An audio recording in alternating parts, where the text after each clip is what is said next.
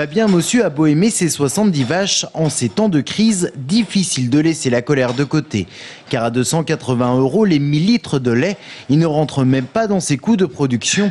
Autrement dit, il ne touche actuellement aucun salaire. Alors la grève du lait, il la soutient, mais il ne la suit pas. Les marchands d'aliments, notamment dans le bétail, on leur demande de reculer un petit peu la date à laquelle expire la facture. Donc on recule des fois de 15 jours à un mois.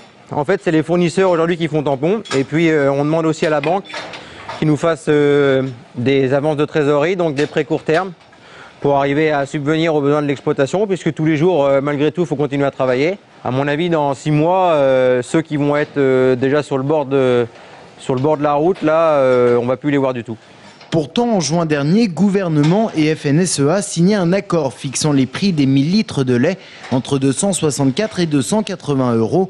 Cet accord, ils sont nombreux à l'avoir rejeté. Et pour cause, chez Fabien, les 1000 litres de lait coûtent 300 € et ce, sans dégager de salaire.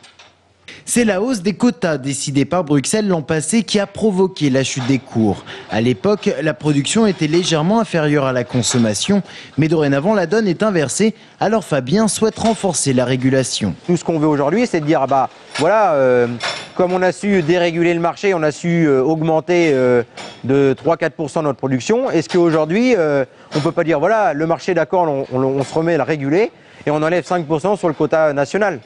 On enlèverait 5% sur le quota national, on colle à la demande, l'offre colle à la demande et donc ça permet de réajuster le prix normalement en fonction de la demande. Mais la volonté de certains partenaires européens est bien la libéralisation du marché. Alors c'est toute la filière qui s'inquiète, d'autant que l'évolution semble bien aller vers la contractualisation entre producteurs et industriels.